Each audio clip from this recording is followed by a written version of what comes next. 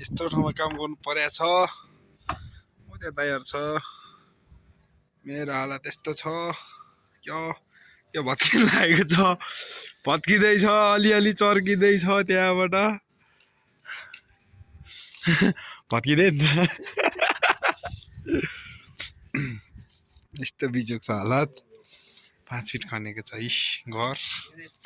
उच्ने ए भत्काइदिउँ यसलाई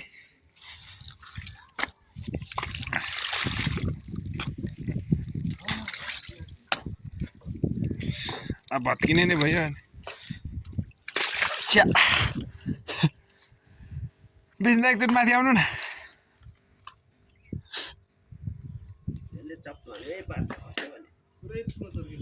पुरै यहाँबाट चर्केर भत्किसक्यो त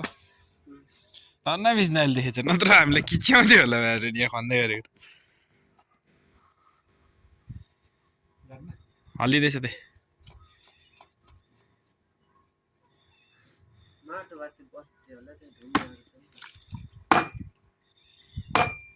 हल्लिरहेको पुरै निस्किन आँटिसक्यो लाउनु गम्मै पल्टाइदिनु यहाँबाट चर्किसक्यो यसलाई पल्टाइदिनु है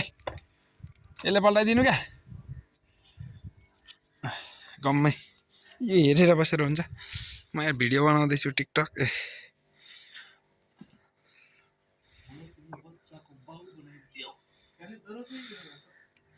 मुनि खना चाहिँ भत्किहाल्छ नि होइन जमिन लेभल त परै छ नि यो भित्ता लेभल त छैन नाप्नु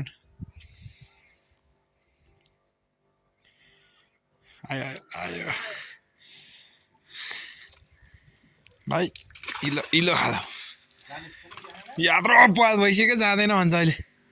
मुनि खता यो भित्ता तानेपछि भत्किहाल्छ मुनि पानी आइरह नि